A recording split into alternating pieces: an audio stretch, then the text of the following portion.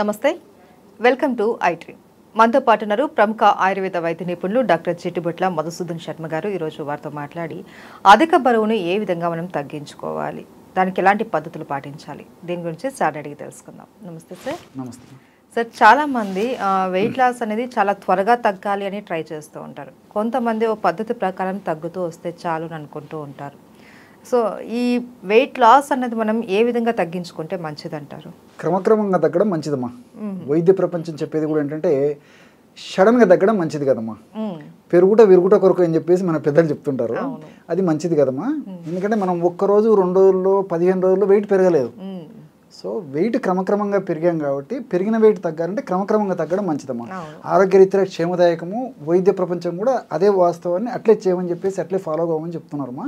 కాబట్టి క్రమక్రమంగా తగ్గడం మంచిదమ్మా.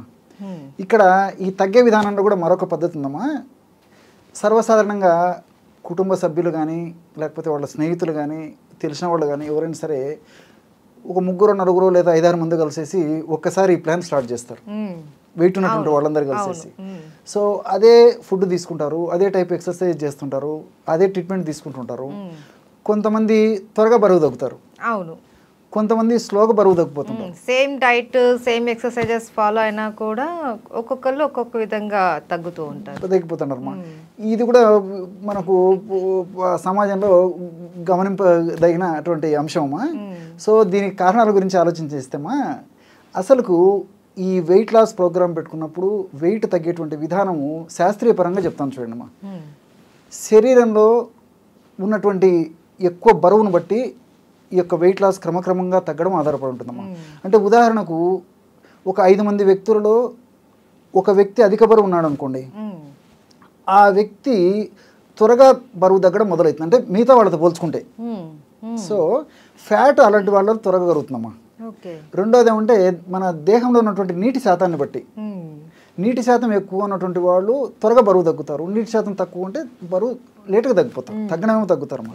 మూడవది ఏంటంటే దేహంలో ఉన్నటువంటి కొవ్వు శాతాన్ని బట్టమ్మా. ఈ కొవ్వులు 2 రకాలు, బ్రౌన్ ఫ్యాట్ అని వైట్ ఫ్యాట్ అని.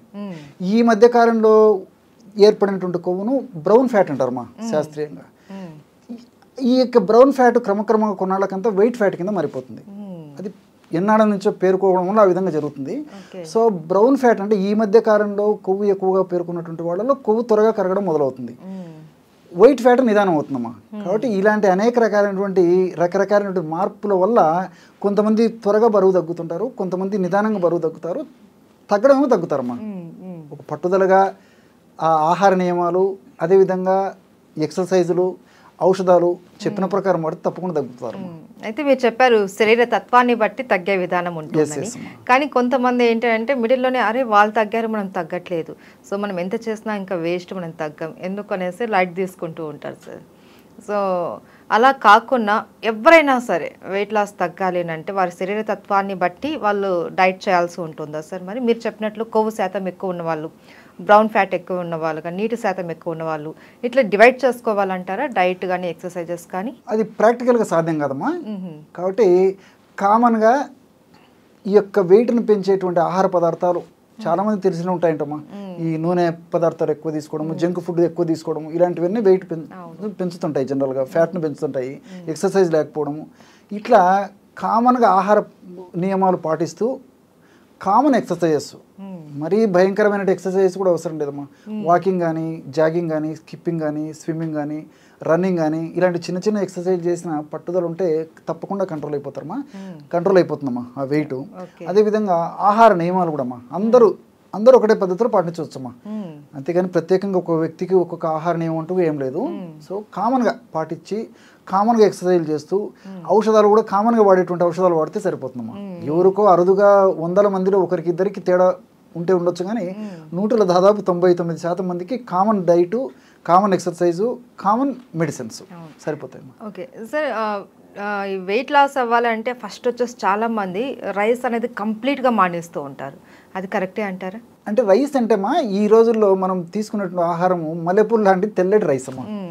కార్బోహైడ్రేట్స్ ఉండవు, కార్బోహైడ్రేట్స్ ఎక్కువ ఉంటాయి, దాంట్లో పీచు ఉండదు, ఫైబర్ ఉండదు. దానివల్ల ప్రాబ్లం అయిపోతుంది. కానీ మన పూర్వీకులు మరి ఆ కాలంలో అంతా రైస్ తిన్నారు కదమ్మా, మరి వాళ్ళ ఎక్కువ వెయిట్ ఉండి ఇబ్బంది పడేటువంటి పరిస్థితి లేదు. ఆ రోజుల్లో ఆ యొక్క ఫైబర్ బాగా ఉన్నటువంటి ఆ ముడి బియ్యంతో ఆహారం తయారు చేసుకుని తినేవాళ్ళమా. దానితోడు అఫ్ కోర్స్ ఎక్సర్సైజెస్ ఇవి కూడా చేసేవాళ్ళు, వాళ్ళకి శారీరక శ్రమ కూడా ఉండేది. ఈ రోజుల్లో మనకు శారీరక శ్రమ లేదు, తెల్లటి మల్లెపూలు లాంటి బియ్యంతో అన్నం తయారు చేసుకుని తింటున్నాం కాబట్టి దీంట్లో ఫైబర్ లేకపోవడం వల్ల ఉన్నటువంటి కార్బోహైడ్రేట్స్ అంతా త్వరగా ఫ్యాట్ కింద మారిపోయి ఇబ్బందులు ఎదురవుతున్నాయమ్మా. కాబట్టి ఫైబర్ బాగా ఉన్నటువంటి ఈ యొక్క అన్నాన్ని కొద్దో గొప్ప తినడంలో తప్పలేదమ్మా.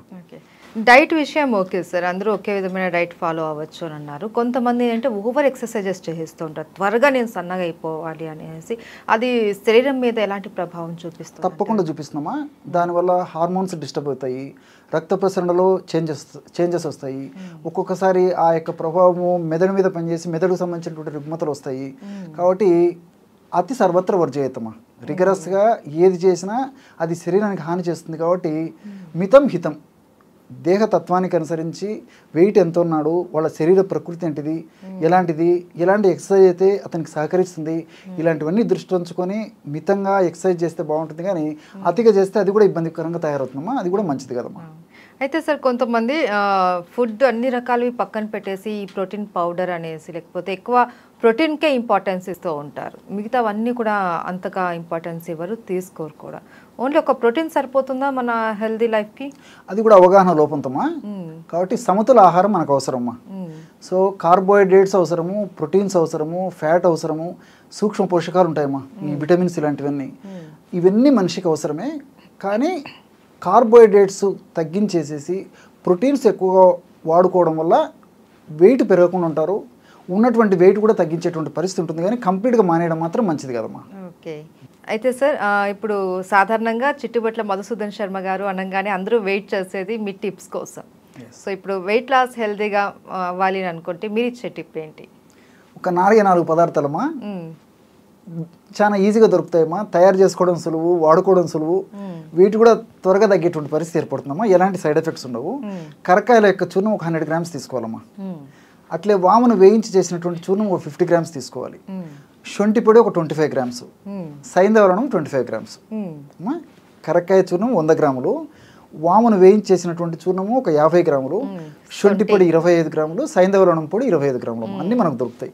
మొత్తము ఈ యొక్క పదార్థం అంతా కలిసి 200 గ్రామ్స్ అయిపోతుందమ్మా. అంతా కలిపేసి ఒక గాజు సీసాలు నిల్వ ఉంచుకొని రోజు ఉదయం ఆహారం తర్వాత అట్టే రాత్రి ఆహారం తర్వాత ½ టీ స్పూన్ అంటే 2.5 గ్రాము ఉదయము, 2.5 గ్రాము రాత్రి ఆహారం తర్వాత ఒక కప్పు లేదా ఒక 100 ml గోరువెచ్చని నీళ్ళలో కలిపి సేవిస్తుండాలమ్మా. ఈ విధంగా సేవిస్తే చాలా త్వరగా వెయిట్ లాస్ కావడం జరుగుతుంది. రెండోది ఏంటంటే ఈ నేను చెప్పినటువంటి ప్రమాణంలో తయారు చేసుకున్నటువంటి ఔషధము ఇంచుమించు ఒక 40 రోజులు వస్తుందమ్మా. 200 గ్రామ్స్ కదా, తక్కువ ఖర్చు కూడా, చాలా తక్కువ ఖర్చు. వేలాది రూపాయలు, కొంతమంది లక్షలాది రూపాయలు ఖర్చు పెట్టడానికి వెనకాడరు. కానీ చాలా సింపుల్ ఏమిడమ్మా, ఇది రీసెర్చ్లో పరిశోధనలో కూడా ప్రూవ్ అయినటువంటి ఫార్ములా అమ్మా. ఇది ఈ యొక్క 4 ఔషధాలు కూడా వెయిట్ లాస్ అయ్యేందుకు చాలా చక్కగా సహకరిస్తాయమ్మా. సో అందరికి దొరుకుతాయి, సైడ్ ఎఫెక్ట్స్ ఉండవు, సైడ్ బెనిఫిట్స్ ఉంటాయి. కాబట్టి వెయిట్ లాస్ దే ఉన్నటువంటి వాళ్ళు ఆహార నియమాలు పాటిస్తూ ఎక్సర్సైజ్ చేస్తూ నేను చెప్పినటువంటి యొక్క మెడిసిన్ ఆహార ఔషధం వాడితే చక్కటి తప్పని ప్రయోజనం ఖచ్చితంగా కలుగుతుందమ్మా. ఓకే.